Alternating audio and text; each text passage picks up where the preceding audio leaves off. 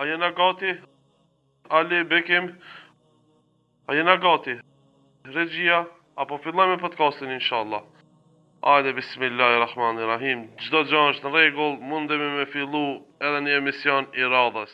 Bismillahirrahmanirrahim. Allahu na madhreshëm me falëndrojmë laudet dhe bekimet. Bi njeriu më të mirë në fytyrën e tokës, Muhammedin sallallahu alaihi wasallam. Sunallah, mysafirët e tu jemi. Do është në fillim të sezonit 3 hirin të bëjsh ti hoxho. E jone, si do qoftë Allah i shpërbleft për pjesëmarrëve. Shikues të nderuam, kjo pra është sezoni i 3, fillimi i sezonit 3 të podcastit Merr Frim, me pamje të re, me studio të re. E falenderojmë Allahun i cili na mundsoi që të fillojmë edhe këtë sezon, inshallah edhe shumë sezona tjera. Deshta ta falenderoj publikisht Ali Elezin i cili u ka kujdes për këtë pamje. Hoxho, mirë se erdhe. Mirë se ju kemi gjetë. Allah inshallah ju jap shëndet e bereqete, suksese në këtë aktivitet mediatik, po edhe në gjitha aktivitetet tjera që i bëni si studio juaj. Amen. Hoxh, temën të cilën do të diskutojmë sot është e kom titullu hutbeja e cila bëri bujë në qytet. Gjithsesi ju para Ramazanit e mbajtën një hutbë në xhamin e Isabeut në Shkup. Këshilla e vdekjes e keni në YouTube, për ndryshe, mundi me pa. Ishte një hutbë shumë emocionale, hutbë të cilën vërtet plot veta kanë komentu, bile alo pa dal videoja në YouTube, shumë veta mu lajmëruan duke menduar që unë e kam incizuar, në fakt unë isha te hoxha me Tush Mehmeti. Sidoqoftë deshta me të pyet çka ju inspiroi për këtë hutbë, si për fillim. E para falëndrimi takon Allahut në të gjitha situatat dhe rrethonat. Ka bo buj, s'ka bo buj, janë relative. E para do thotë ne si musliman edhe hoxhallar edhe xhamat nuk duhet jemi në ndikimin e asaj që bën buj. Pa ajo që duhet me na udhëheq në punët tona janë dy gjëra. E para ajo që është e sinqertë për Allahun dhe e dyta është ajo që është e dobishme për fenë e Allahut dhe për popullin ton.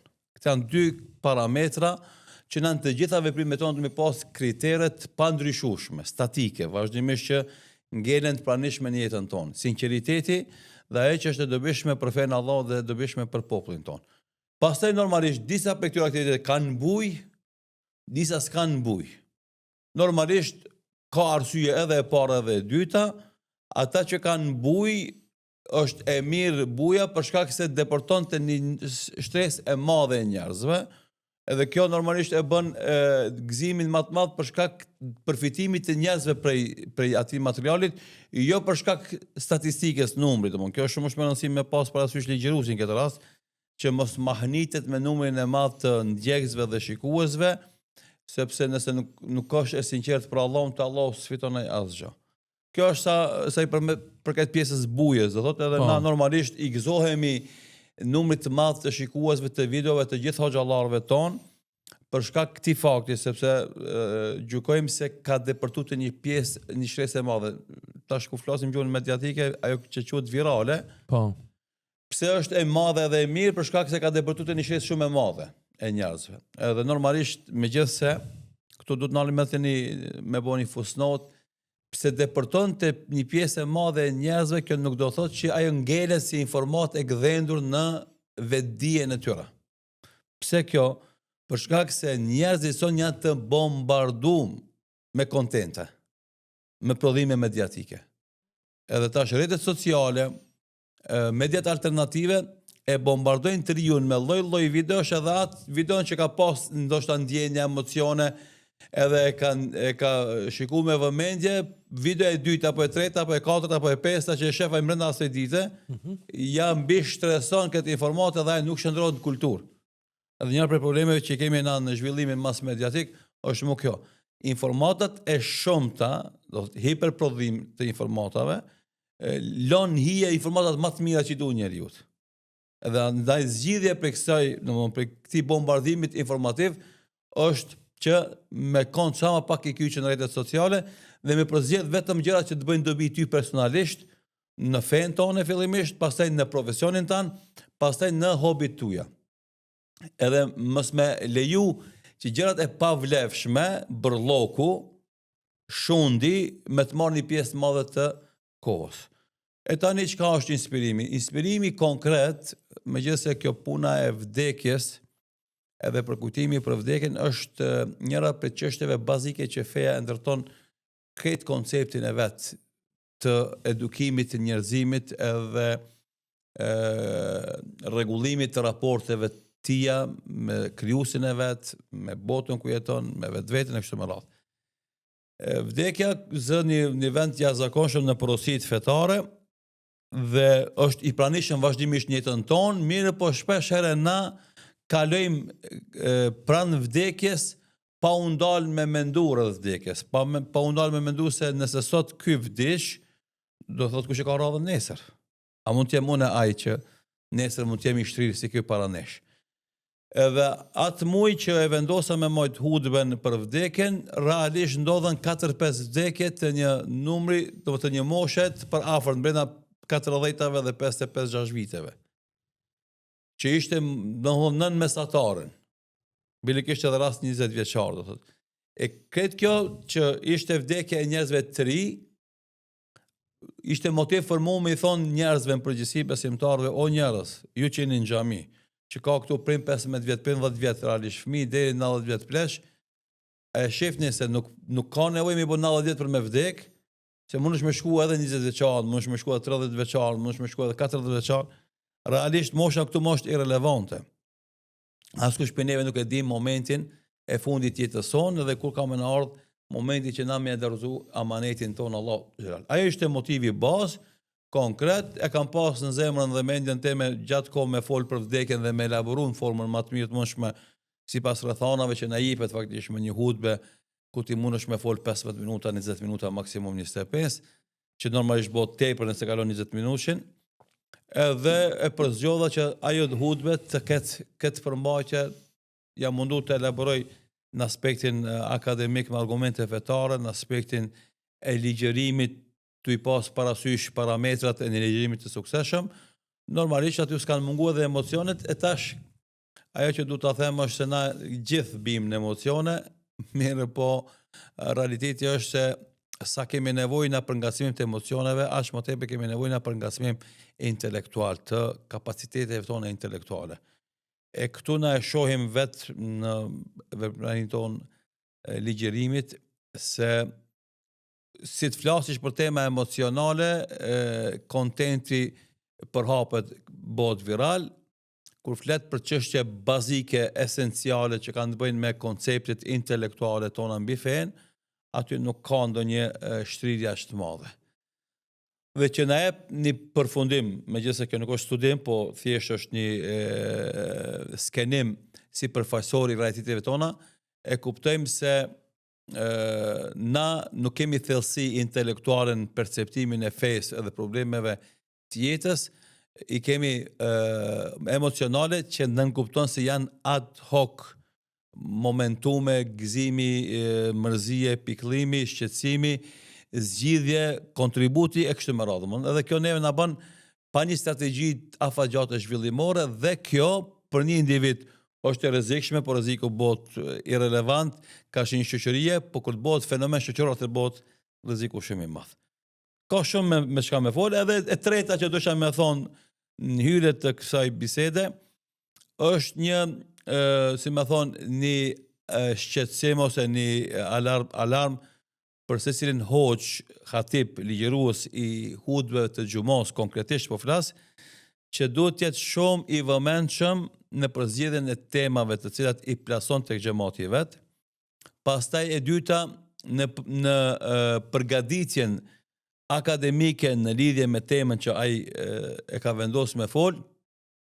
E treta përgatitja e mënyrës së ligjërimit, gestikulacioneve gjatë ligjërimit, dhe e katërta shumë më rëndësishme do thotë mesazhin që e përcjell hoxha të xhamati të jetë i strukturuar mirë dhe të ketë një rezume të qartë e cila do të jetë si një mesazh të cilin do e bartin xhamati pasi dolin pas së hutbe. E pesta është e mirë nëse ka mundësi të bëhet rezume hutbes të shmëndasi fletush në dalë të xhamis. Dhe gjashta shumë më rëndësishme që të bëhet analizë e feedbacku që quhet, do thotë çka kanë marrë xhamati për asaj hutbe, do thotë sa janë ndiku dhe sa janë eduku për asaj hutbe. Këto janë komponente që unë mendoj se çdo hatip duhet të ketë para vetës në përgatitjen e hutbes së tij dhe të mundohet gjatë këtij bashkëveprimi me xhamatin e vet ta ndërton, ta updateon vetveten vazhdimisht që të jetë i përgatitur dhe i përshtatshëm për zhvillimet e reja me të cilat ballafaqohet xhamati, e mos jetë ai i shkyqur keqësh për zhvillimeve të reja dhe të flet tema të cilat ndoshta nuk janë pik interesi bazik i atij xhamati që ai i legjiron atij. Atëherë hoç, i kom zgjedh disa pika të hutbes, kisha pas dëshirë të diskutojmë. Si pika e parë, po dëgjojmë shumë, siç e theke, shumë informacione të vdekjeve, sidomos të trinjeve. Nuk ka e çel Facebookin, inna lillahi ve inna ilaihi rajiun, filan fisteki ka ndru jetë, pastaj komentet vinë, Allah e mëshiroftë.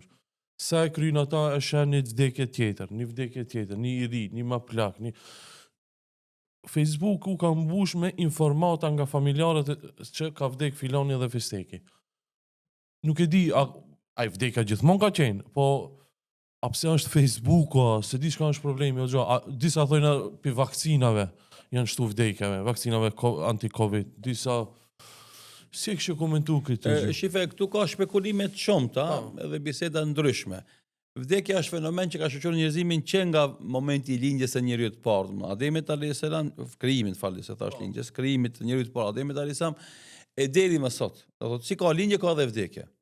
Normalisht ajo zhvillohet disa herë ka natalitet më të madh, ka më shumë lindje se sa vdekje, disa herë ka mortalitet më të madh se sa lindjet. Ajo zakonisht ndodh kur ka epidemi, kur ka luftra kështu me radhë. Por vdekja është standard jete. Edhe problemi më i madh i njerëzimit është që nuk dojnë me kuptuar se si i gëzohemi na vdekje, lindjes dhe jetës, ashtu duhet me qenë përgatitur me u ballafaqohet me vdekjen, sepse janë fenomene që e shoqërojnë njerëzimin që nga fillimi i vet deri në fund jetës kështu ka më qenë.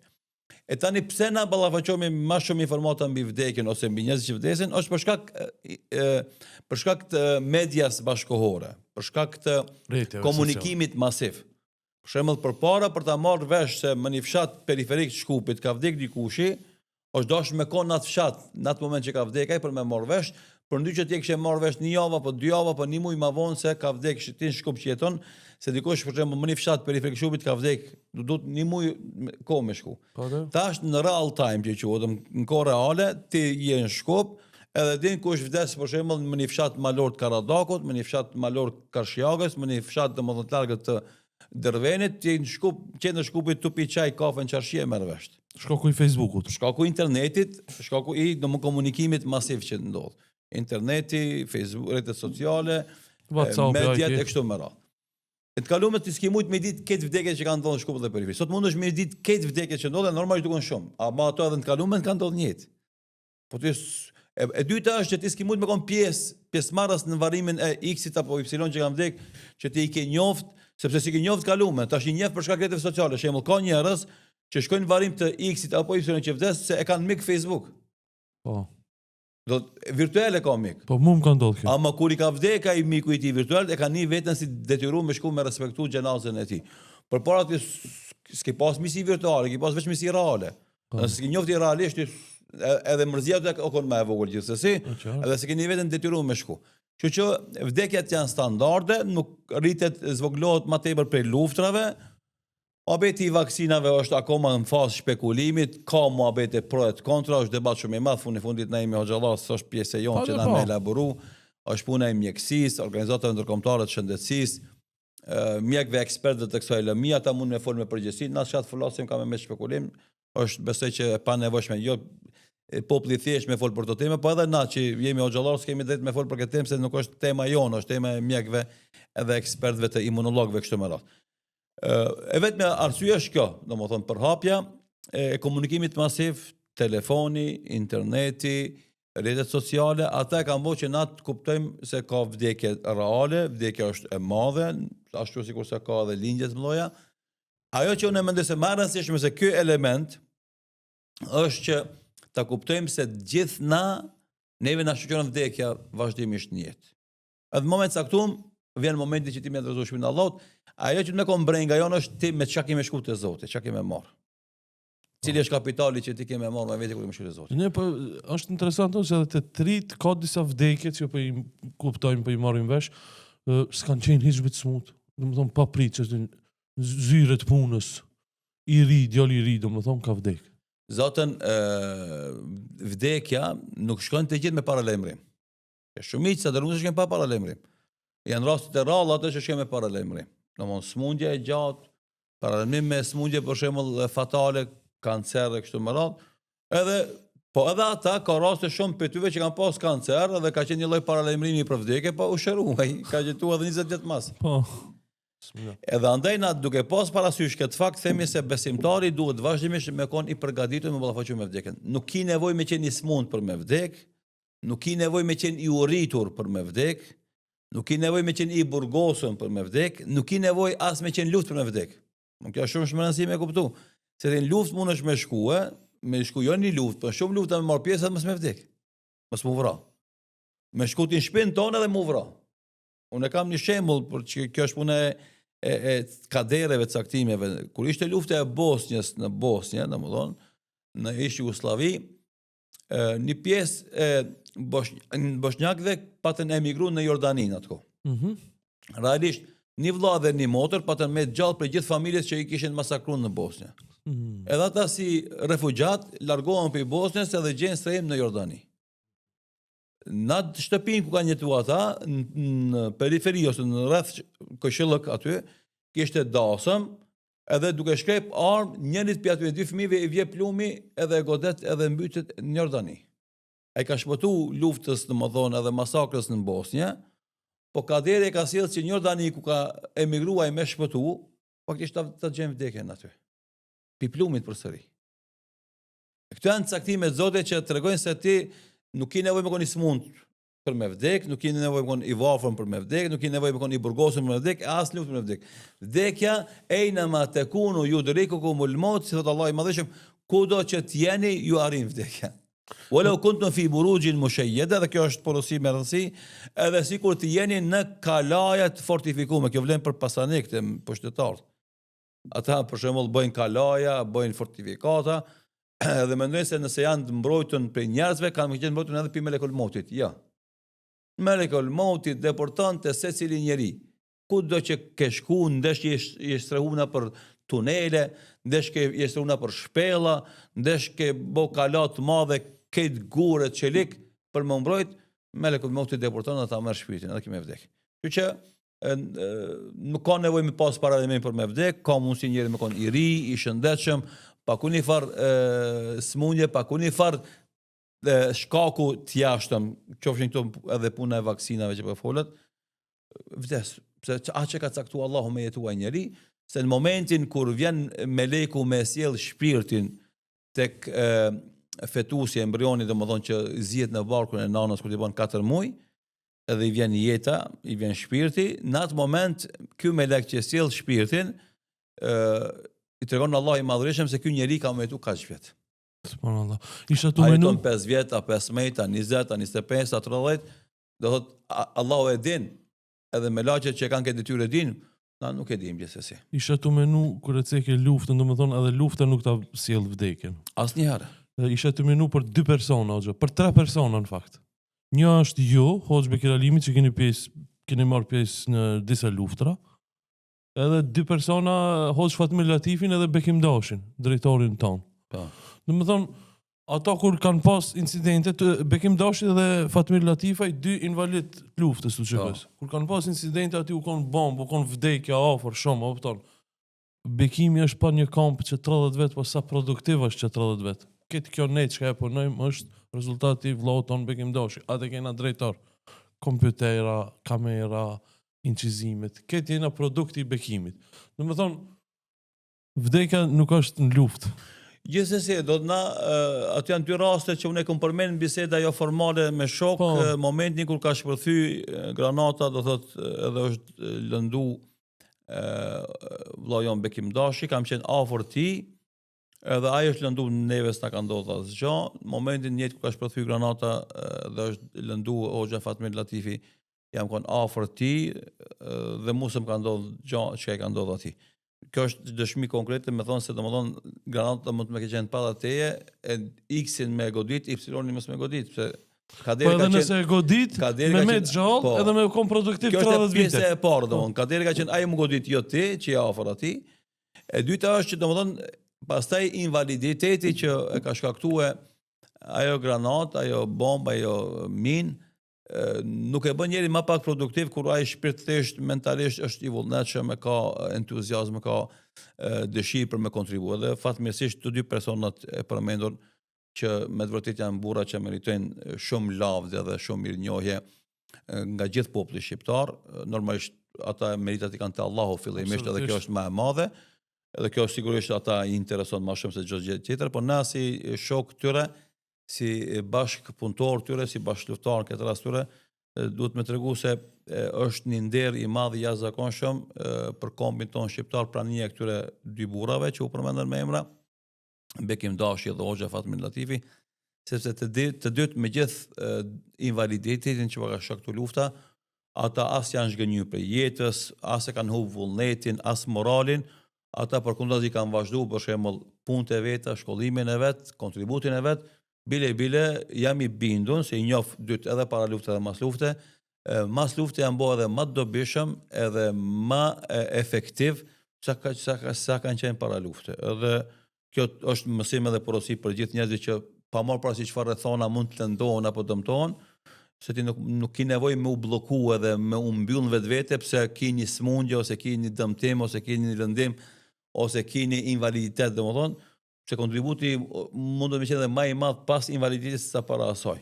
Vullneti, mbështetja në Allahun e Madhërisëm, dëshira për fitu kënaqësinë e Zotit, dashuria për popullin e vet, për vendin e vet, për të kontribuar këtij vendit, atë i bën bilet veçantë, i bën jashtëzakonisht suksesshëm, edhe normalisht invaliditeti kanë herë shndrohet për shembull në hapje dyrëve, se njerëzit e shohin me sy të mëshirës edhe të respektit, edhe ajo që dyrë të njerëzit që ata me kontribuar dhe më shumë, kurse është shembull të Hoxha Fatmir Latifi për shembull, që njerëzit kur e shohin atë sakrificën e madhe që ka dhe atë krenarin që ka me sakrificën, edhe nuk ndihet inferior as i kompleksuar pse i mungon dora. Po. Dhe kur ai për shembull merret me pajtimin e gjaçeve, pajtimin e familjeve, njerëzit domthonë ndihen të turtnuar para tij, ka fliju, ka sakrifiku, tash ka ardhur ai neve për interesin ton, faktikisht më na pajtu, e si na mos me pranu këtë mediatim, këtë ndërmjetësim të këtij hoxhe. Dhe Allah i shpërbleft, ju jap shëndet edhe ymër, e vazhdojmë me kontributet e veta, e i kemi në mesin tonë edhe shumë vite, atë që ka caktuar Allahu i Madhërisëm, e shkojnë te Allahu duke qenë Allahu i kënaqur me ta. Amin. Hoxh, në hutbe ki cik, vdekja dhe kamatën e ki cik. E ki bon një ndërlidhe, o ti që ka punon me kamat, është interesant, kjo është jam shtuse. mundu në atë pjesë të hutbes me i përmend disa mëkate të mëdha, që më herët nuk kanë qenë të pranishme në mënyrë masovike, e fatkeqësisht në kohën e fundit janë normalizuar disi ato, nuk mund të bëhen normal asnjëherë në këndvështrimin ton fetar islam, po njerëzit kanë herë kur u humb devotshmëria, u dobësohet fetaria, ka lejthitjen edhe ke shkuptim në këtë çështje, do thotë juridike islame, fillojnë me u liru, edhe me pas qasje ma liberale karshi këtyre harameve të mëdha. Në këtë rast e përmena kamatën për shkak se sipas informatave që na vijnë, ndëgjojmë që ka besimtar, ka tregtar musliman që falen, që llogarisin veten që janë fetar, i japin vetes të drejtë që ta përlyjnë, që ta njollosin pasurinë e tyre që kanë fituar me djers, me mund, me angazhim, me lodhje, ta përlyjnë, ta përllomin me një pasuri që është gjithsesi është haram edhe e pabereshmshme, ajo është kamata dhe kredit me kamat. Dhe kam deshur më i thonë atyve se zakonisht njeriu kur hin këtë lojë e ka një lloj rezerve dhe thotë unë u detyrova me hin kredit me kamat për me zhvillu biznesin tem, mirë po në momentin e parë që unë dal pi krize edhe forcona, kam me kthy borxhin, kam me la kamatën edhe mo, kam me vazhdu punën normal. I them ti kush të garanton që ti kemi jetu edhe 5 vjet edhe 10 vjet që me la kreditin edhe ti pastaj me punu pa kredit, me kon një pasë, do nuk i garancë. Ndaj, pse ti mendon me zhvillu biznesin tani, me bo pi 1 milion, me bo 10 milion, kur edhe ato 1 milion ty të mjaftojnë, nuk është kjo kthirje për mos me punu, atë për kundazi na do thotë i nxisim tregtar ton, biznesmenët ton që të zhvillojnë bizneset e veta dhe të zgjerojnë hapësirën e veprimit vet, mirë po jo në llogarit fesë tyre, jo në llogarit të ahiretit tyre. Kjo është mesazhi. Se feja dhe ahireti janë ma shtrenjta se këtë bota dhe që kanë te. Jo ai milion ose ai qindra mish euro që ti keme marrë si kredi pi bankës. Andaj këshilla ka qenë, tentativa ka qenë me këshillu besimtarët o vëllezër, mos e përlyni pasurinë tuaj që keni fituar me djerës, me mund, me angazhim që keni halal 100% me pasuri haram. E dyta, o vëllezër, mos mendoni gjatë se ku me ditë a keni me mri me gëzu suksesin e këtij projekti që ke përzir me haram. E treta, ku me ditë a mrinti me kthy atë kredit e me shku te Allahu me një haram të madh. E Allah i madhreshëm kur flet për kamatën konkretisht, halallahu al-bay wa harrama riba, Allahu e ka llogarit halal shitblerën dhe e ka ndaluar kategorikisht e ka bu haram kamatën. Dhe Allahu i madhishëm jep bereqet shitblerës halal, u yahmik Allahu riba, dhe Allahu e humb, e shkatron suksesin dhe bereqetin e pasurisë që është e përzirë me kamat.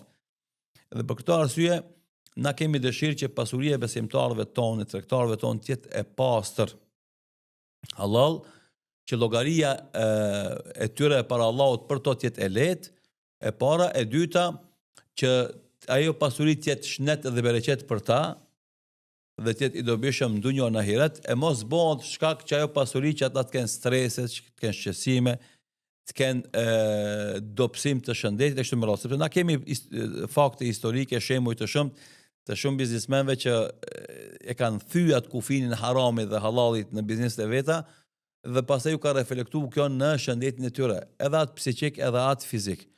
Apo në mirëqenien familjare, u ka prish rahatia në shtëpi. Edhe ne themi çka tu desht. Çka tu desht? Nuk beson ti se Allahu është i gjithdijshëm, edhe Allahu mas mirë i pikejt neve i din rrethonat, edhe a mendon që rastisht Allah e ka bëu haram kamatën, e ka bëu halal tregtin? Nuk janë këto se në rastisht, se Allah është i gjithdijshëm, është i urtë, edhe e din më mirë se sa na, do thotë se çka na duhet neve edhe çka na bën dobi neve.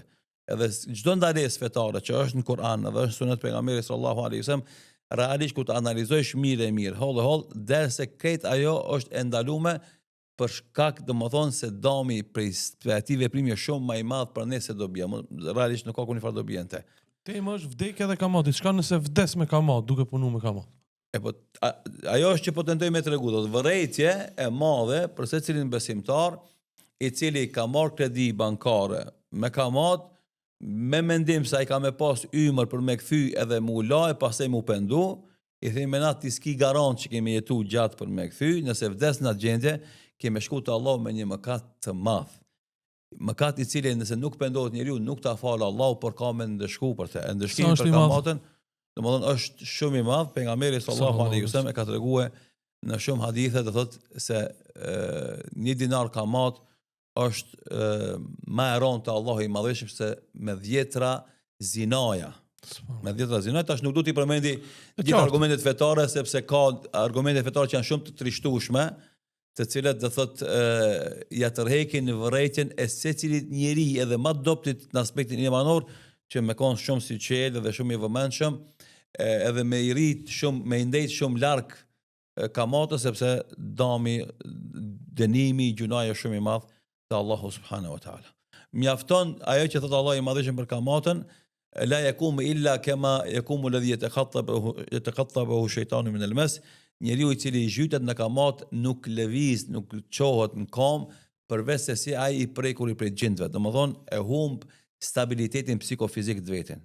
Edhe kjo është mos e vërtet, edhe kjo shihet vazhdimisht. E tash dikush ka mundësi të thonë po jo besimtarët. Kjo nuk vlen për jo besimtarët. Po, jo mos na dëgjoni. Janë për muslimanët. E qartë. Domethënë tash ata dalin edhe tash fillojnë me folë jo, po sistemi bankar, ekonomia botnore, na i themi për besimtarët muslimanë, ata që besojnë Allahun e Madhërisëm, besojnë pejgamberin sallallahu alaihi wasallam si vula pejgamberëve, besojnë Kur'anin si libër të shenjtë dhe i ndjekin udhëzimet e Islamit. Për ata jemi të fol. Tash mediat mundson me ndëgjuar edhe një jo musliman, themi kjo s'vlen për jo musliman. Jo vazhdoni. Ju bëni çka doni, funi fundit, ju keni më dhënë llogari për besimin dhe mosbesimin tuaj. Pastaj normalisht edhe për të mëkate të tjera, ama esenca e komunikimit me jo muslimanët është besimi në Allahun e Madhërisëm, monoteizmin edhe vula e pejgamberit Muhamedit sallallahu alaihi wasallam dhe Kurani si libër i shenjtë dhe ringjallja si ditë si pjesë e besimit. Kurse na tash jemi të ul për muslimanët. Një musliman i cili vdes duke qenë borxhli në bankë, kredis me kamat, le t'ja mendojë mirë se gjendja e tij ka më qenë shumë e keqe para Allahut. Do thotë nuk mundet me ndihmue as hoxha që bën duat e vori ti, as që ja kënon tallkinin për mi dhe çfarë do lloj domethënë sadakaje që kanë më dhënë pasas të ti s'ka me ndihmue përballë ti gjunaj që e ka bë dhe llogaria ka me qenë e rëndë dhe ai ka me qenë vet as pasurinë që e ka qu si sadaka dhe zeqat s'ka mundësi me ndihmu për me shpëtu nga ky borxh i madh që ka karshi Allahu si këtë mëkat madh që ka bë, pa u dënu, pa u ndeshku prej këtij mëkati, ai s'ka me shpëtu. Allah na rujt inshallah. Amin. Pika e tretë që e kum nënvizu nga kjo hutbë është gjithçka që bëjmë regjistrohet. Gjithçka që bëjmë regjistrohet.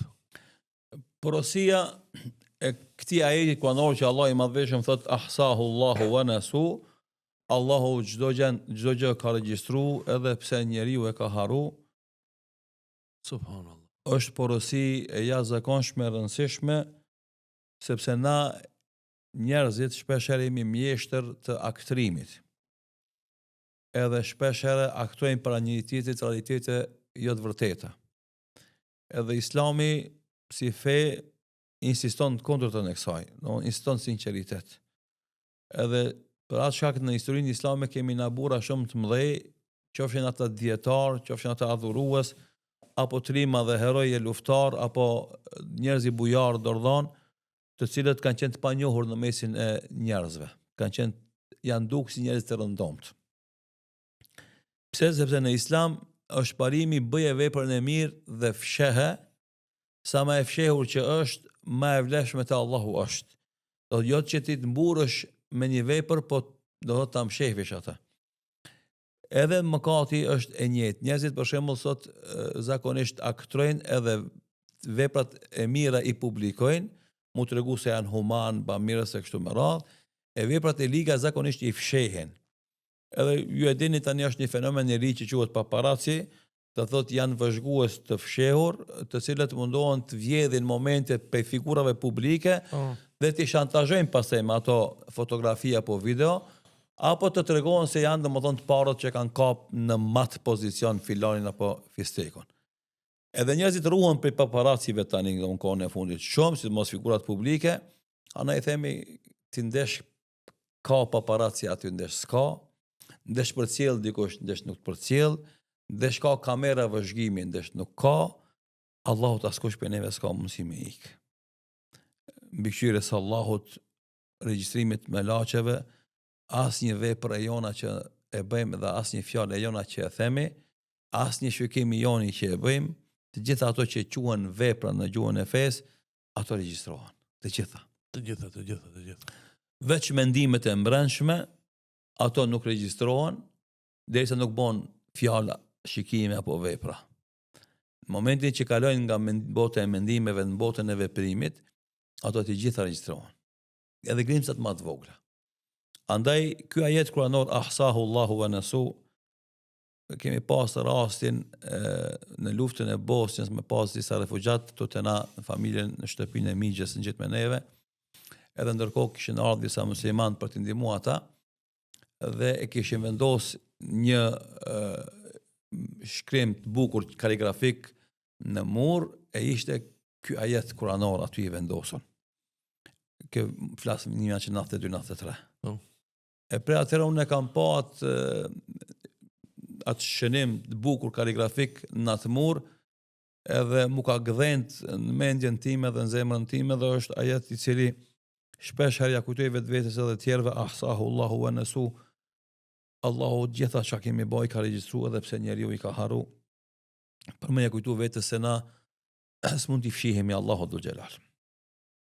Dhe aftësia dhe mjeshtria e aktrimit që kanë njerëzit mund të më dhëste njerëzit ama të Allahu nuk dhes. Dhe aftësia për t'i mbulu tmetat dhe mangësitë që i kanë njerëzit mund të më dhëste njerëzit, por të Allahu nuk dhes.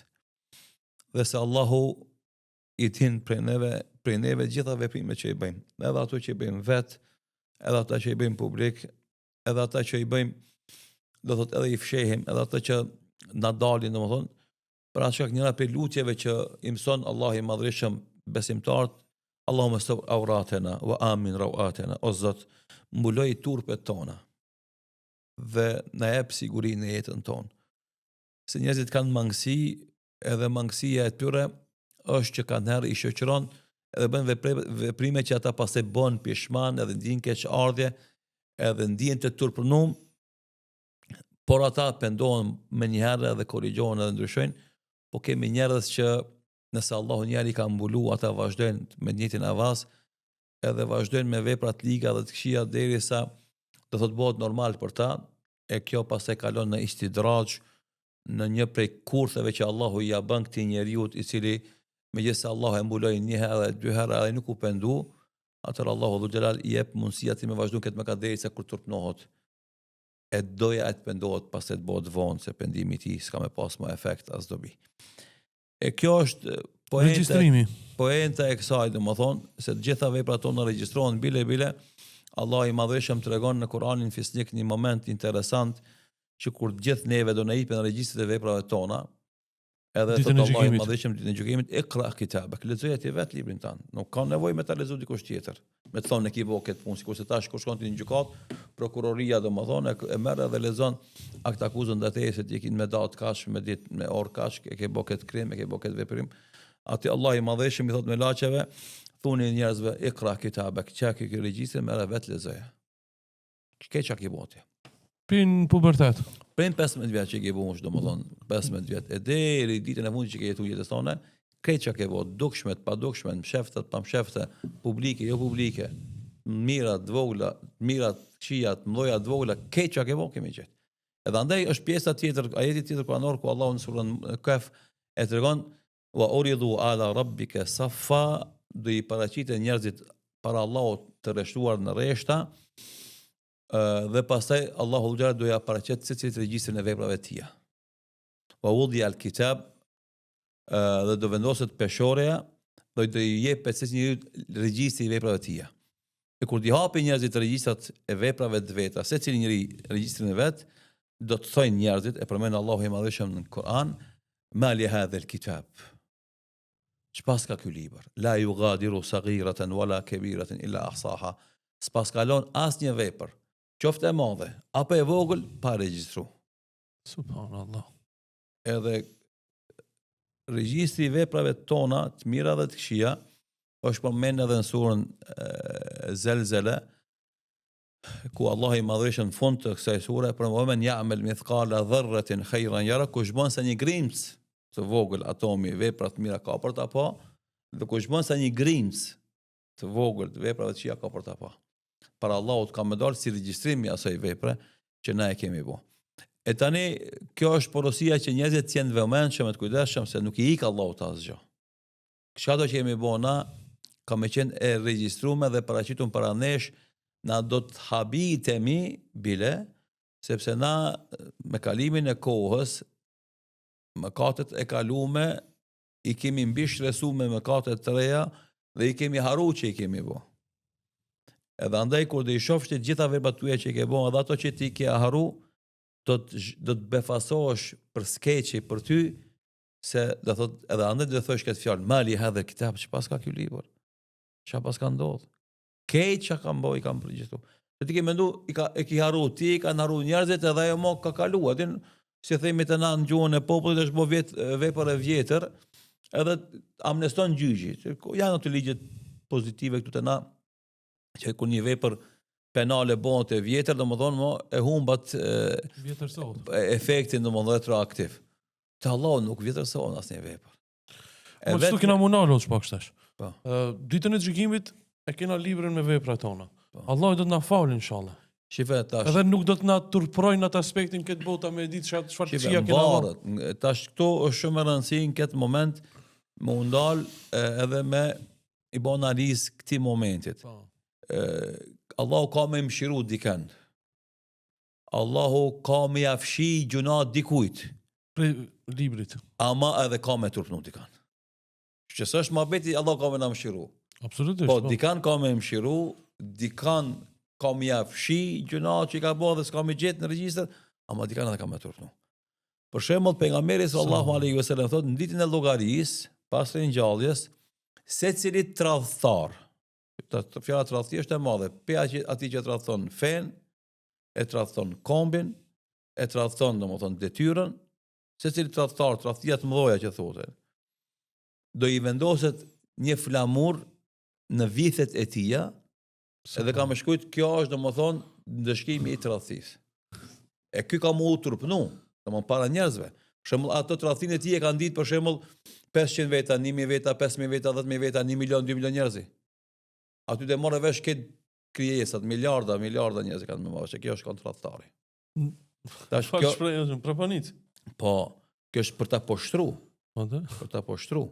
Me flamur Se ai proponic. ka tradhtu, do thotë një amanet.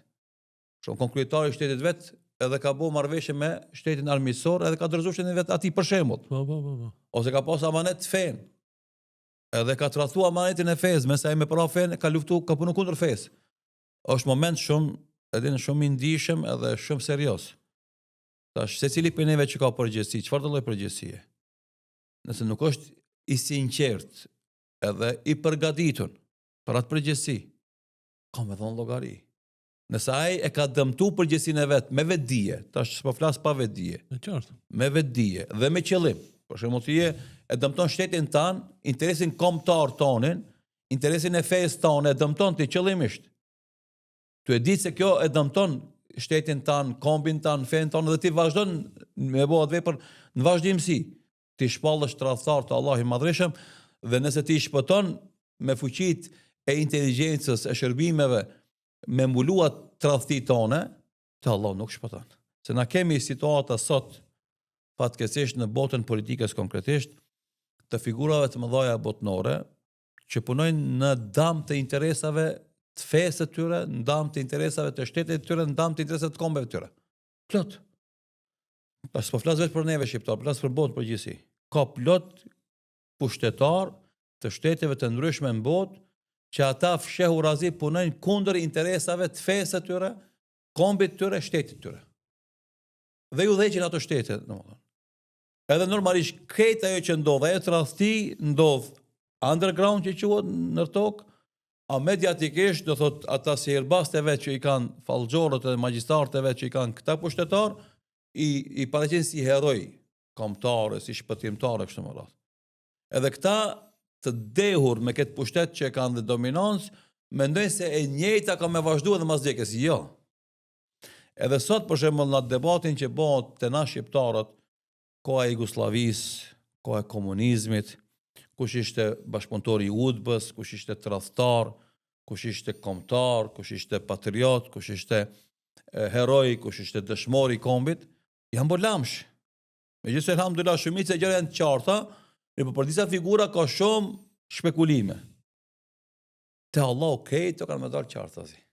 Sepse gjithçka regjistrojnë. Ditën e llogarisë. Këtë kanë me dalë, do thotë në mënyrë brillante e qartë. Andaj ke mohabeti turpnimi, tradhtarët nuk mëshirohen, tradhtarët nuk falen, tradhtarët turpnohen aty para gjithë botës. Ajo botë në atë kohë është miliarda njerëz. Dikën Allahu e fal dhe mëshiron për shkak të veprave të mira që i ka më shumë se sa të këqijat. Edhe kur e vendos peshore regjistrin e veprave të tija, derisa regjistri i veprave të mira është më i rëndë se i veprave të këqija dhe e mëshiron. Edhe ka një gjallë që unë mendoj se është shumë me rëndësi me e kuptu, Allahu atë mundësi neve na ka dhënë sa jemi gjallë pa vdek, që tobe dhe istighfari, pendimi tek Allahu, kthimi tek Ai dhe kërkimi i faljes prej Tij për gabimet tona që i bëjmë, sidomos kërkimi i afwit të Zotit.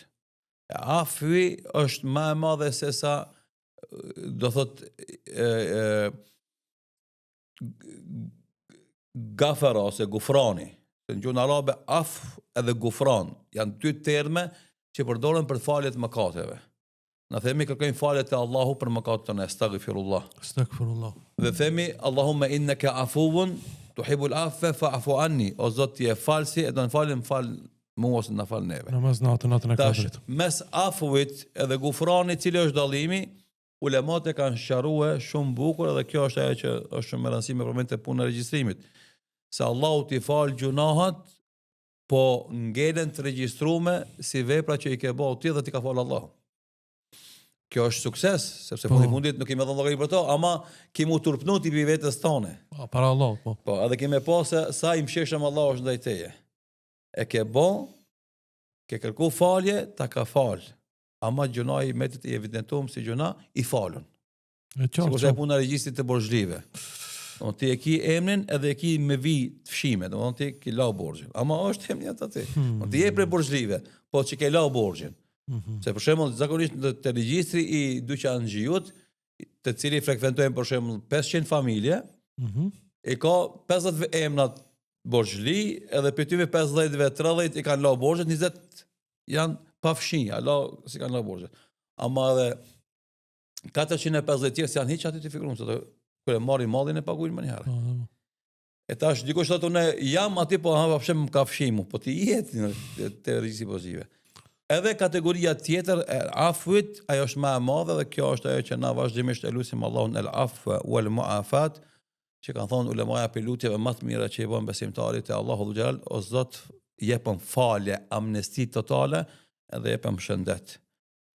Kjo është, si thotë Sheikhul Islam Ibn Taymija rahimahullah, për lutjeve më të mira dhe më të mëdha, e kërkoj për Allahut falje, më jo falje me të metë regjistrimi veç me tu fal mëkati, për falje e cila nënkupton edhe fshirjen e gjithë atij mëkati që ti e ke bë. Sigur mos më pas bë. Po, domethënë vakisht në regjistrin e veprave tuaja, aty ku shënon gjunat tuaja, kur lipi Allahut afu, domethënë Allahu jo vetëm ta fal, po edhe me fshi shënimin e gjunait tan. Që ajo mos më figuru hiç kur shkosh te Allahu xhalal. Si është lutja konkretisht për shikuesit? Janë dy lutje, e para ajo që zakonisht na e kallzojnë hoxhallarët në xhamiat tona kur në 10 e fundit të Ramazanit kur e kërkojmë në natën e Kadrit, me thonë atë që ka mësuar pejgamberi sallallahu alaihi wasallam, Aisha radhiyallahu anha, Allahumma innaka afuwun tuhibbul afwa fa'fu anni.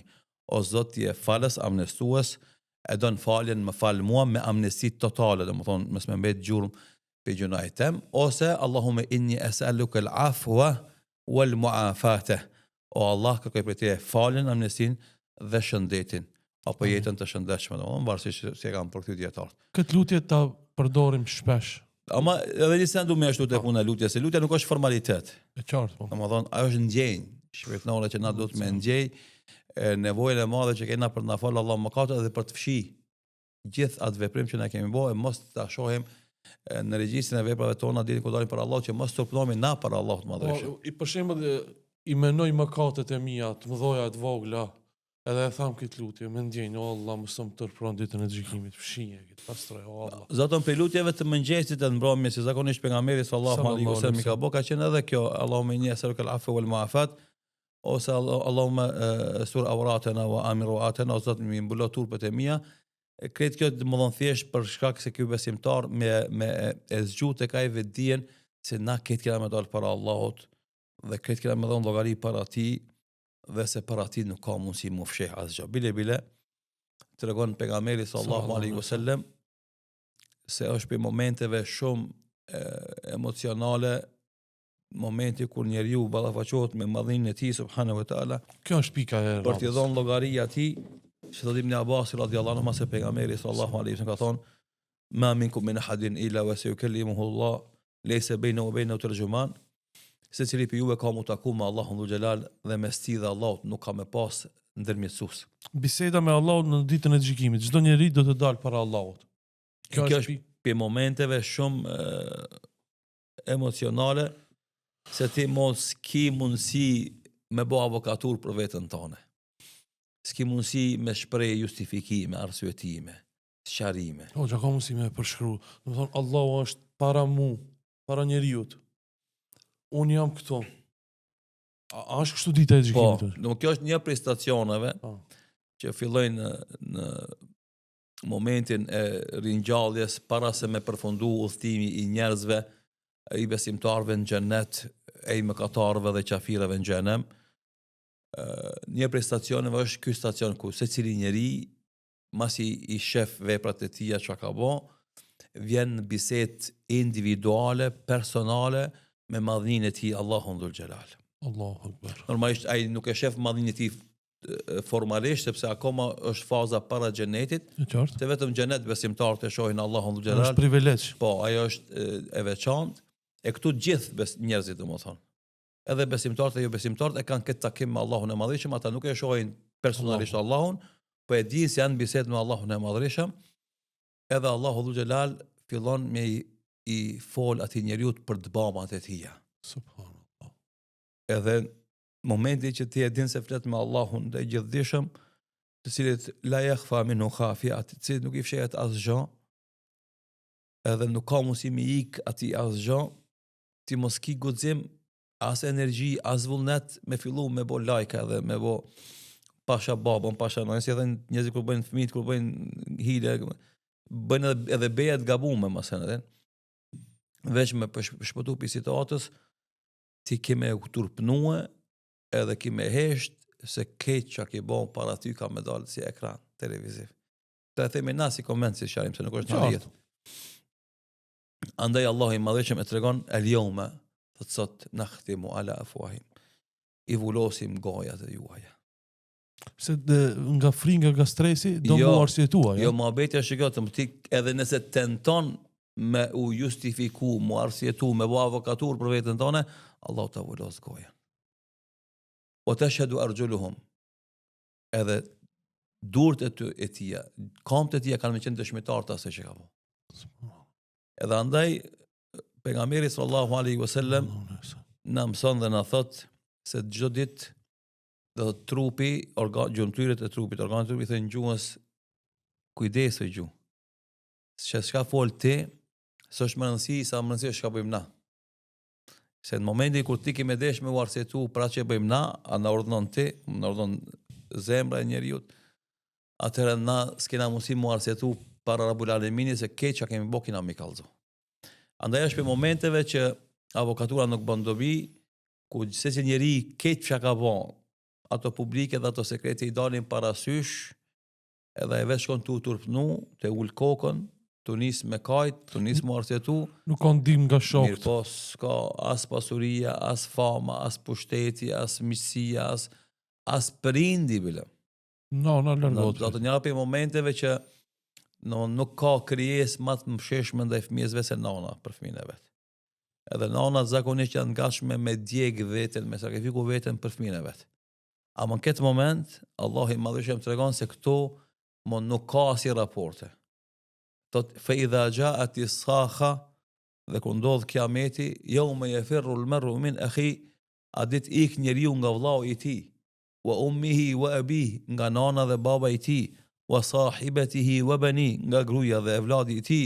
Pse? Li kulli mri'in, jo me idhin sha'nun yughni, sepse secili njeri ka aq punë veta, aq telashet veta, ta që i mjaftojnë ato probleme që i ka, s'ka vakt mu marrë me tjetër kanë. Edhe prindi që kujdes për ty vazhdimisht, ku ti ke qenë i vogël, ku ti ke qenë i smur, ku ti ke qenë të urit, a i sot len. Nuk ka mundësi me të një mu. Edhe janë momente që na i s'po du me lënë gjys këtë më na i ka të regue, edhe na du të mi kujtu se kanë me ndodhë të momentet. Sigurisht kanë me ndodhë. Ai që ka po veprat mira, pak pozitive. Sigurisht, ai që ka veprat mira, Del para Allahut. Atër ka me u gëzu me të mira që ka bon, dhe ka me farëndru dhe madhnu Allah në vazhdimisht ja ka mundësuaj me bo mirë. Se e din në ato momente besimtari se këtë ki sukses nuk është i ti, por është ndihma që ka dhonë Allahu Dhu Gjelal. Normalisht Allah e ndihmon besimtarin që e shef në zemrën e tij se ai ka mirësi dhe ka zemrësi. Dhe ai moment ka me qenë gëzim i tij i madh. E përmen Allahu Dhu Gjelal ata njerëz të cilëve u vjen regjistri në dorën e djathtë, domethënë regjistri i veprave të mira, do të ata ditë gëzohen dhe kthehen tek familja e tyre të gëzuar dhe të kënaqur. Që është gëzimi dhe kënaqësia më e madhe është ky moment, momenti kur të vjen regjistri i veprave të mira, kur vjen bisedë me Allahun edhe domethënë këtë e kaluam ato të pastër. Edhe është momenti i gëzimit që normalisht pastaj vjen edhe faza tjetër e udhëtimit, është ura e siratit, edhe kalon atë me shpejtësi marramense si vetima dhe pastaj vendosesh në xhenet ku i shijon ato dhunti dhe begati që Allahu i ka përgatitur për robët e tij të devotshëm në atë formë që ti s'ke mujt as me paramendu as me fantazu. Allahu na mundsoft. Amin, gjithve inshallah.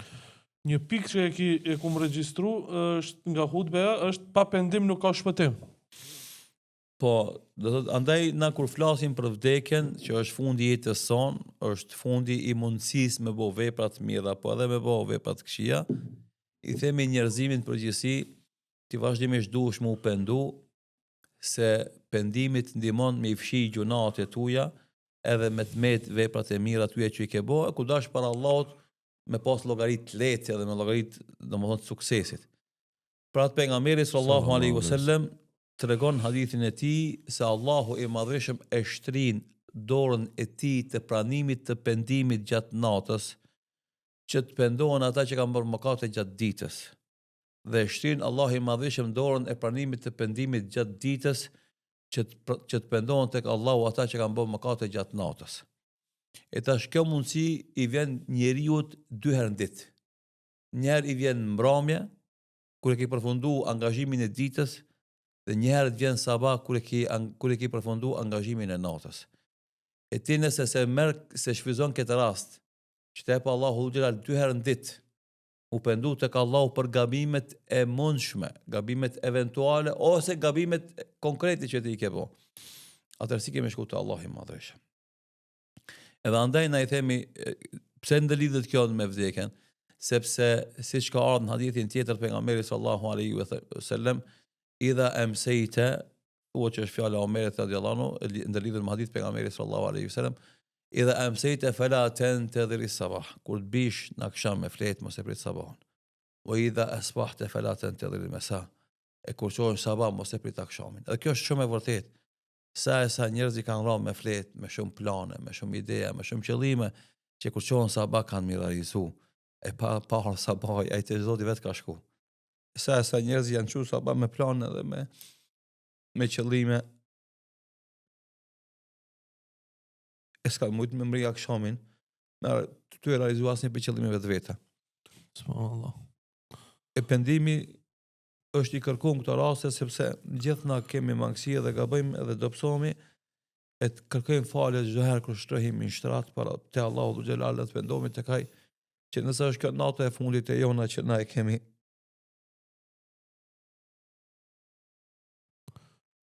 Subhanallah. shkojmë te Allahu të falur për mëkateve.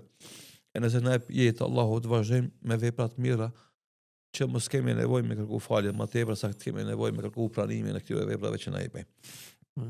Dhe andaj është thirrje që na ja drejtojmë besimtarëve vazhdimisht vetes edhe të tjerëve, që për gjithë mangësitë që kemi të kërkojmë falje te Allahu, të pendohemi tek ai para se me ndodh momenti i vdekjes, sepse në momentin që na vjen vdekja, më aty nuk ka dobi as kërkimi faljes as pendimi. Pas vdekjes ka Sepse pendim. pejgamberi sallallahu alaihi wasallam thotë: Inna Allaha yaqbalu tawbata al-abdi ma lam yughargir.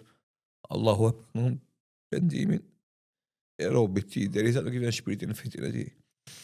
E tash kur të vjen shpiriti në fit me dal, atëherë pendimi nuk bën dobi. Për atë shkak na themi pendohu sa je gjallë, sa je shëndosh, sa je i pasur, sa je i pushtetshëm, që në momentin kur dish në shtatën e vdekjes, të kujtohen veprat e mira që i ke bën më shumë se sa mëkatet tuaja, e të marrësh myshën nga Allahu xhelal se keni fund të mirë, edhe kemi shku te mëshira Allahu që ka me të mëshiru, ato që ke vojke ti ka falit dhe je pendu për e tëra, inshallah ta'ala.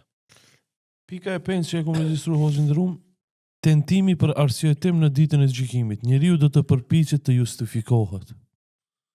Kjo është natyra e njeriu. Njeriu është polemizues, është debatues, është justifikues. Rallë gjën njerëz që kur gabojnë thënë valla gabimi është i jemi. Faji është i jemi. Unë e gabova, unë e kam faj. Zakonisht njerëzit e mohojnë fajin, e kundërshtojnë, e refuzojnë, që themi na e fjala faji është jetim. Mirë po, nuk bën dobi, do thot justifikimi para Allahu të xhelal, sepse atë ditë sikur se përmendëm në më herët, sikur se thamë edhe themi vazhdimisht, se mbyllet goja. Dhe kur don ti më arsetu, më thonë, ja, jam kon i pa udhëzum, jam kon i ri, se kum dit, s'ka pas kush me mësu, rshita, shoqënia e keqe, pushteti e bën vetën, pasuria më habiti, fama, bukuria, arsyetime ndryshme që ti mundesh me përmend, Allahu xhelal ta mbyll gojën. Se thot tashmë nuk vlen ajo që thuti. Se ajo që ke bë vlen. Edhe andaj ka qenë porosia e ulemave të parë, sahabeve me radhë, se sot është koha e punës, jo llogarisë. Nesër është koha e llogarisë, jo e punës. Ande kush do me bë punë të mira, të bëjë tash sa është gjallë. Edhe mos llogarit njëri tjetrin, sepse na himi në hak të tjerëve, jo ki i mirë, jo ki i keq, jo ki i kështu. S'është koha e llogarisë tash, është koha e punës, majdani i punës, gara me vetë me punë të mira. E nesër është koha e llogarisë. E kur dash me dhon llogari, ti ke me desh me u arsyetu, me justifiku, Allahu ta mbill gojen, flasin gjymtyrët tuaja. Ke çka ki bot, mirë atë të shihet. Edhe andaj Allahu Dhu Xhelal e tregon në Kur'an këtë fakt. Thot në aspektin bel insanu ala nafsihi basira walau alqa ma'dhira. Njeriu mas miri një veten e vet edhe pse është i prir për t'u arsyetu. Kjo është kategoria e njerëzve, domthon, ose ajeti tjetër ku Allah i përshkruan njeriu si njeri debatues, polemizues, wa kana al-insanu akthara shay'in jadala. Njeriu është debatuesi më i madh, polemizuesi më i madh. Mirë, nuk i bën dobi te Allah. Gjendja faktike, gjendja reale, regjistrat, regjistrimi të gjitha veprave tona, ato janë që kanë me fol. Gjymtyrët tona, e tash avokatura jote, elekuenca jote, tentativa për të justifikuar për Allah nuk bën dobi. Edhe andaj na dojna me bë me dije secilit njeri vetvetes fillimisht, pas edhe të tjerëve, se ti këtu ndonjë për shembull vonohesh e thu valla pat komunikacion, i dendur komunikacioni. Vonohesh valla musmunona. Vonohesh valla usmu fëmia. Vonohesh valla e lëndova komën. Këto janë justifikime që qëndrojnë, që ndodhin realisht. Mirë po, kësilla justifikime është Allahu nuk vlen. S'mundesh me thonë valla kjo ke valla ajo, se jeta është e gjatë, ti ki mujt më përmisu, ki mujt me kompenzu. Atë që s'ki mujt me bë, për shembull, tash puna e haxhit, për marr si shembull. Po. Nëse ti s'ke shku si vjet në haxh, ki pas mundsi, ki pas shëndet. S'ke shku edhe në mot, ki pas mundsi, ki pas shëndet, ka pas qarkullim lëvizje të lirë. S'ke shku edhe tjetër mot, s'ke shku edhe 10-15 vjet me radhë, ki pas mundsi, s'ke shku. Ta shku veç për Allah, kur pyet Allah pse s'shkove në haxh, ti s'mundesh më thonë valla s'pata mundsi. Se mundesh më thonë një vjet valla u bona gati me shku në haxh për shembull, po më vdiq nona atë. Tamam. Se u desh ke me varros më, sepse kjo nuk është arsye tim, po janë vllaznë të tjerë, janë familjarë të tjerë. Vitin e dytë pse nuk shkove në haxh? Valla mos mu fëmia, për shembull. Vitin e tretë pse nuk shkove në haxh? Valla kishte rrezik biznesi me radin e u desh ke me kon aty. Çdo vjet arsyetimi që thon po mirë. Au kryen arsyetimin. E vitin e 10 pse nuk shkove në haxh? E 12 pse nuk shkove në haxh? E 13 pse nuk shkove në haxh? Edhe s'ki mo arsyetim që me thonë. Megjithëse ti as parë herë s'ki pas arsyetim, as dytën ama hajde ti themi na 5, 6, 7 herë, 8 herë ki pas arsye konkrete, dhe si ka ndodhur, edhe pse si ka ndodhur askujt që me kon çështo situata. Rall dikujt i ka ndodhur, për shembull, është shqetësuar me shku në haxh ka vdek. Amai ka shku te Allahu me sevapin e haxhit. Se e përmend Allah i madhëshëm në Kur'an, domethënë ai që niset me shku në haxh edhe vdes, wa ka ajru ala Allah. E merr shpërblimin te Allahu të plot. Le të jenë shumë i madh, sigur me lind. Po dhe është shpërblim shumë i madh. Ama edhe ai që nuk e bën niyet me shku asnjë vjet, edhe mas natë do marrë se do Allah se valla e bëna një jetë po ta këtë rast, e bëna një jetë po këtë rast, te Allah nuk dhezin këto arsyetime, edhe nuk janë bindë se as për ty as për te. Megjithëse na folim me këtë gjuhë me ne njëri tjetrin, po para Allahut madhnisë së ti s'ke me pas fuqiti me shpreh një fjalë sepse e din para se me fol te çka ke me fol. Edhe andaj faktikisht mbyllet goja jote edhe ti mo nuk e ke atë fuqinë e arsyetimi sikurse arsyetohemi në këtë botë. Gjatë hutbës sot gjatë hutbës e ceke o ti që i ki bërë 50 vjetë. Çka i tu prit? Unë ma thani xhamati aty që kishte qenë hutbë din shumë bukur tha rrite 20 vjetë, 30 vjetë. A ke thash s'ke planifikuar. Po kur e shifja xhamatin secili në moshën e vet, edhe du nis për asaj që në atë muaj ndodhen vdekje të moshave të ndryshme, mendojsha që duhet me kenë porosie e konkretizuar të gjitha moshat e xhamatit. Edhe andaj edhe ti që ke bo 20 vjet, çka pret? Edhe ti që ke bo 30 vjet, ku do me shku? Edhe ti që ke bo 40 vjet, tash nuk di mirë një fjalë që kam thonë aty në Po më mosha 50 vjeçare është pak specifike se çfarë është më afër, a? Edhe 50 që do më shpërmend se pejgamberi sallallahu alaihi wasallam ka thonë amaru ummati baina 60 wa 70, emri ummetit tem është mes 60-tave dhe 70-tave. Edhe kjo hadith, domethënë do i frikson, do i jep shpresë. Kuptimin ata që janë nër 60 vjetën kena vakt halal, domethënë se mesatare 60. Ky hadith nuk përcakton moshën e vdekjes së njeriut konkretisht. Po flet për, E qartë. domethënë, Mesatare. është mesatare generale e shoqërive në botë sot. Edhe kjo është e vërtetë. Po, shkon varreza e këshillit datat Po. çat janë mesatare, 60 Mirë vet. mirë po, secili njeri duhet m'ia kujtu vdekjes çdo ditë. Edhe po marr parasysh ai ki 15 vjet, ai ki 70 vjet, ti duhesh me mendu vdekjen njësoj. Pse se sa 15 vjeçar kanë shkuar te Allahu dhul Xhelal, do thotë edhe sa 70 vjeçar kanë jetuar i kanë bërë 90 vjet. Të kuptoj hoç, po unë jam tu fokusu te çka 50 vjeçar. O ti që i ki po 50 vet, nga shkaku se njohemi shumë plot 50 vjeçar që janë shlu dunjos, bash çatare. E unë te kjo fjalë e 50 vjeçit kam edhe një porosi tjetër, Po. zakonisht ja them shokëve të mi. Edhe më duket e kam përmendur edhe në hutbe, kush i ka bë 50 vjet, më Po, shumë ke ka përmend. jetu se sa ka me jetu. Po. Realisht kjo është mo argument logjik. Se rrallë kush jeton 100 vjet. Kush jeton 100 vjet, 50 vjeçën e ka mes. Po. Ama ato që jeton 100 vjet, domethënë janë shumë të rrallë në botë. Nëse je prej asaj mesatarës, 60 që janë shumica dërmuese të njerëzve vdesin këtë moshë, nëse ti ke 50 vjet, do mund ti kemi jetu maksimum edhe 20 vjet. 70 mi bo. Po. Që 50 edhe 20, do mund ti ma shumë ki jetu, shumë ma shumë ki jetu se kemi jetu.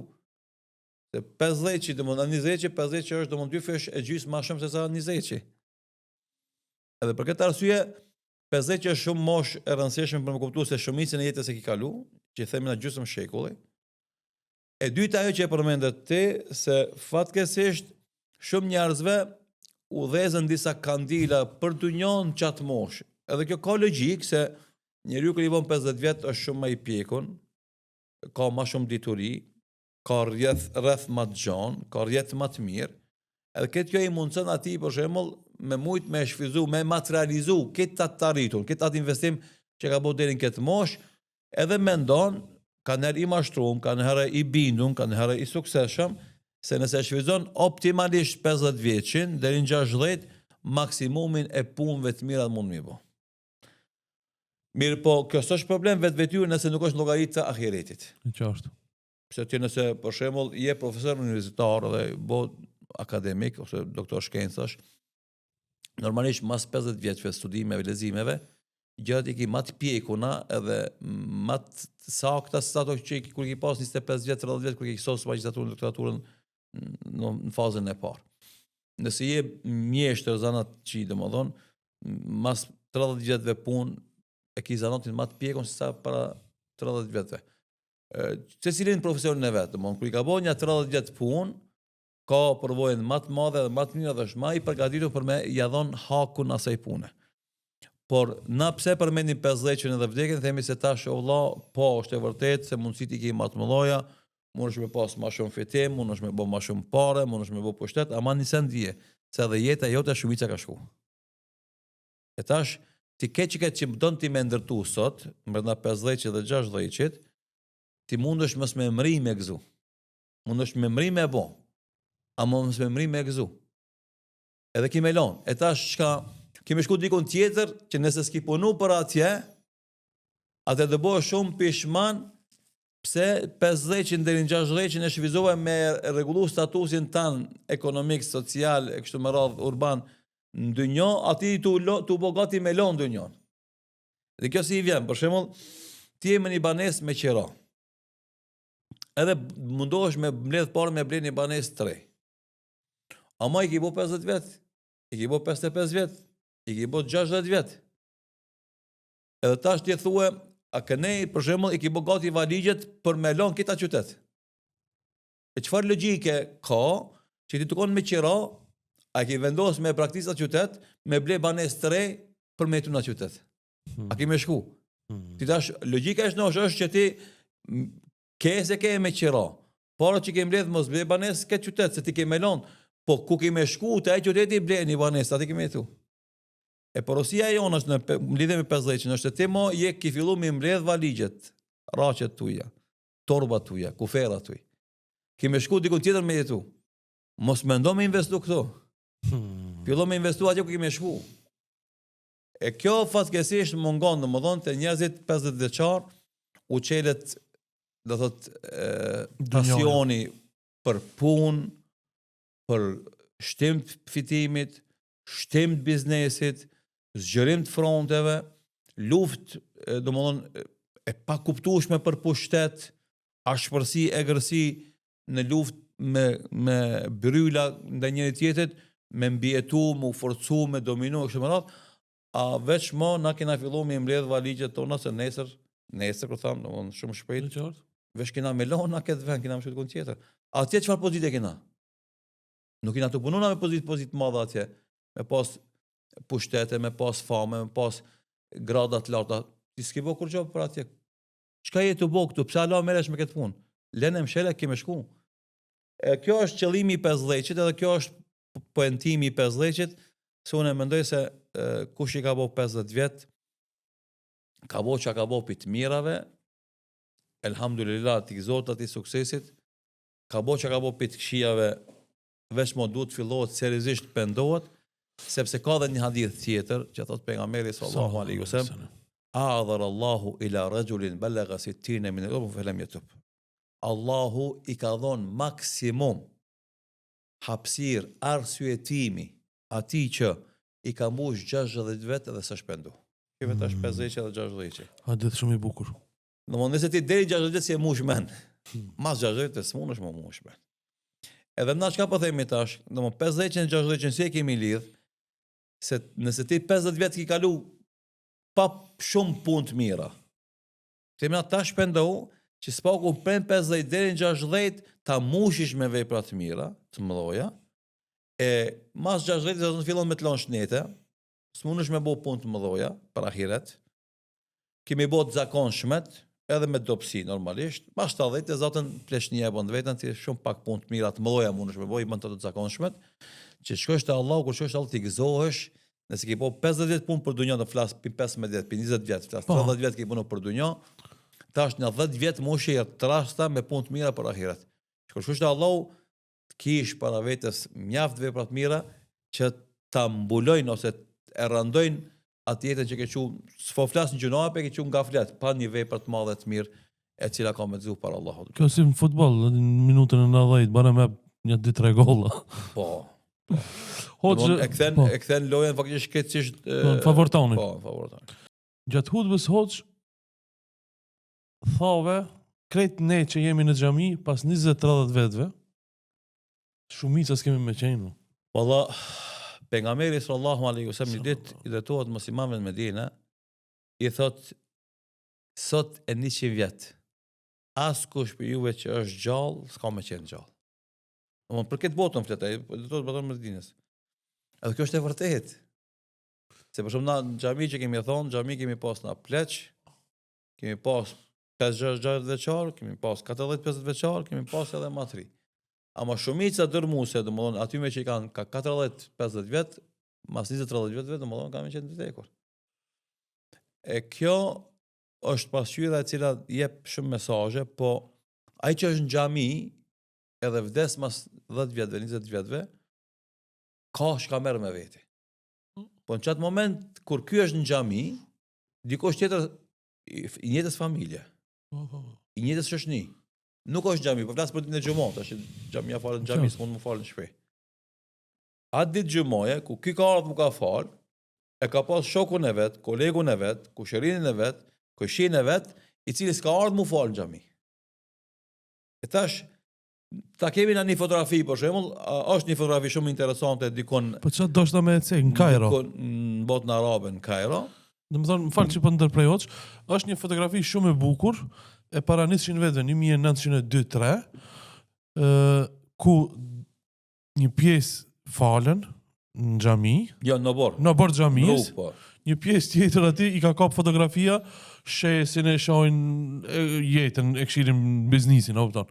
E tash jemi 2026, të gjithë kanë vdek. Mesazhi i fotografisë. Edhe ato që e falën namazin, edhe ato që bëshin biznes. Që kjo fotografi është shumë breslonse dhe është përshkrim real i keq që kësaj dileme që domethënë dhe me zbërthy. Do të edhe ata që janë fal, edhe ata që kanë refuzuar mu fal, edhe ata që kanë lënë punën e dynjos për në fitu knasinë e Allahut, Edhe këta që kanë vazhdu me punu për dynja, tu e idhnu Allahun, kanë vdek. Qa ndodh tani? Pas vdekjes tyre, këta që janë falë, ndihen shumë të përmbushur, shumë të kënaqur që në atë moment janë konë të falë. Edhe normalisht shpresojnë pranimin për Allahut dhe mëshirën e tij. Këta tjerët do të jenë shumë të zgjenjym, do ndihen keqardhje shumë të madhe, se në momentin kur tjerët që i shifshin me sy po falen, këta sheshin mall edhe bleshin mall dhe bëshin tregti në dunja. Andaj njëra prej emërtimeve të ahiretit është yawmut tagabun, dita e keqardhjes. Aty krejt njerëzit do kenë keqardhje. Pse? Të mirët do kenë keqardhje pse s'kan bo ma shumë të mira, tu e pa se ku i ka quë e mira. Me pas ma shumë të mira, do ishin edhe ma mirë, edhe ma nartë. E këta jo besimtarët edhe mëkatarët do ndjen keqardhje, pse kohën që keshin disponim nuk e shfizuan për mu pendu, për me kërku falet e Allahut, për me kthy Allahut, se ta shëshojnë se ku i ka quë gjunahi ata. Edhe andaj yawmut tagabun është një emërtim shumë i realt, shumë i sakt për ditën e ahiretit ku këtë njerëzit kanë mendi keqardhje. Të mirët pse s'bënë më shumë mirë. Të këqit pse su pendun te Allahu xha para se më ardh dita e vdekjes, pas ditës së vdekjes mos i bën dobi atyre asgjë tek Allahu subhanahu wa taala. Dhe për atë arsye na e përmendëm në hutben ton punën se mas 20-30 viteve shumica prej nesh s'kan me qenë, që të motivohemi na që jemi gjallë me bo vepra të mira, na që jemi në xhami, i shtojmë veprat tona të mira, e ata që janë jashtë xhamisë të pendohen dhe të vinë në xhami, se një ditë këtë kena me dek, e të Allah kena me dhënë llogari, e i miri ka më gëzu me të mirën e vetë, e i keqi normalisht ka më pishman, ka me ndi keqardhje për atë që e ka bo. Pika tjetër është varrosja e muslimanit me shahadet, me namaz, me agjerim, me zeqat dhe haç. Domethënë i kicek shahadetin, namazin, agjerimin, zekatin edhe haxhin. Kush i ban këto? Urnohosh. Zakonisht kur folim na për vdekjen të pleqt besimtar, të pleqt namazli, e shohim një frikë. Kina me dek, po si kina me dalë para Allahut. Edhe kjo frikë e tyre mu më shtin me mendu edhe normalisht më shtohet ajo kujdesi dhe mshuria për to, më vjen keq që ata frigohen edhe mërziten, sepse kam një bindje të madhe për argumente fetare, se ata do të jenë më të lumturit pas vdekjes. Paradoksi është rinia, e cila domosdoshmë nuk i ka veprat e mira tymve pleqve, ato as e kanë ngale vdekjen, as mërziten, as tuten, as frigohen. Edhe kjo mund shqetëson, domosdoshmë. Pse ti s'ki kapital tonin, e mund është me shku të Allahu në befasi, pa përgadit, e pa kur gjo, e si ki gale vdekjen, e ky që ka një kapital, do shtë so shumë i madha, ma është bazik, esencial, i garanton hyrjen në xhenet, edhe hapet mërzitet.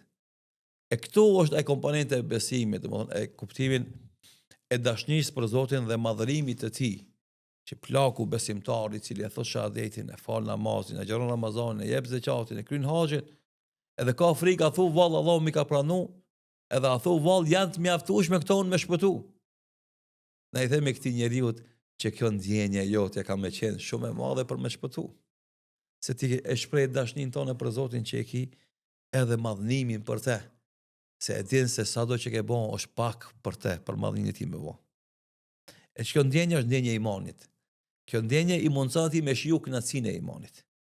Edhe ky mashtrim, kjo habi, kjo dehje që është rinia, e cila domethënë një shahadet e ka për namazin, halas e ka të rregullt 5 kohë namaz me fal kohën e vet.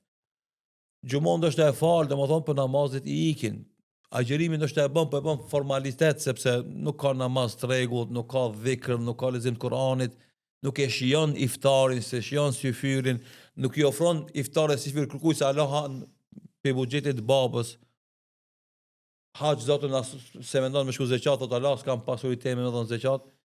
Pak ka ibadete, edhe për shkak rrethonave, edhe për shkak kushteve, po që ato pak ibadete që i ka detyrë dhe obligim, edhe ato nuk i bën tamam. Edhe hiç nuk frigohet se nëse i vjen melekul mauti me shku te Allahu, si ka me shku. Edhe tu e pas parasysh këtë dallimin mes këtyre dy qasjeve, na e kemi përmend në hutbën tonë se sikur se ka ardhur në hadithin që transmeton Imam Buhariu nga njëri prej sahabeve që vjen përfaqësues i fisit të tij te Muhamedi sallallahu alaihi wasallam, Sallallahu alaihi wasallam. Damam ibn Thalaba radhiyallahu anhu, thotë ja Rasulullah, unë kam marrë i deleguar i fisit tem të këti me kuptu se çka është Islami. E pejgamberi sallallahu alaihi wasallam ja tregon kushtet e Islamit, 5 shtyllët e Islamit: shahadetin, namazin, agjërimin, zakatin dhe haxhin. Thotë kush i përmbush këto kushte edhe vdes ai shkon në xhennet. Allahu Akbar. Inshallah E na tash mos. na kjo është ymiti jon. Bile në hadithin tjetër me të njëjtën kuptim, me të njëjtën tematik, kur shkon, domethënë ky pyetësi largohet nga i kuvendi i pejgamberit sallallahu alaihi wasallam, thot Muhamedi sallallahu alaihi wasallam aflaha in sadaq. Sa i tha unë shahadetin kanë me thon, namazin farzin kanë me fal, agjërimin farz kanë me agjëru, zakatin kanë me dhon, haxhin kanë me kry, edhe kur gjë s'ka me shtu më shumë se kjo. Veç obligimet bazike, farzet ain që quhet, farzi ain, farzet individuale kanë me kry. E kur u largun nga kuvendi, tha pejgamberi sallallahu alaihi wasallam, do të shpëton ky njeri nëse është i sinqert në atë që e tha. Edhe andaj na e themi me plot gojë për këtij hadithit dhe argumenteve fetare se ku shkon te Allahu i Madhreshëm me shahadet të cilën e ka thonë vazhdimisht. Dhe se ka dëmtu mas një vepër që dëmton shahadetin. E ka fal namazin rregullisht, e ka xhiru Ramazanin rregullisht, ka dhënë zeqat, nëse ka pas me dhënë zeqat, se dikush s'ka obligim me dhënë zeqat, se s'ka parë. E ka kry haxhin, nëse ka pas obligim me kry haxhin, se dikush s'ka parë, s'ka mundësi me kry haxhin. Ai njeri inshallah taala na shpresojmë te Allahu i Madhreshëm se ai ka qenë banor i xhenetit.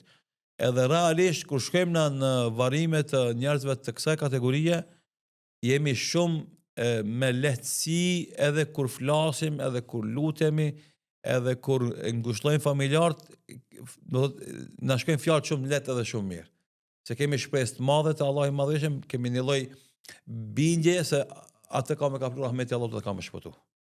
Ama ku shkojmë te do të tjerë që s'kanë qenë të rregullt namaz, në agjërim, domethënë s'kan fol asnjëherë realisht.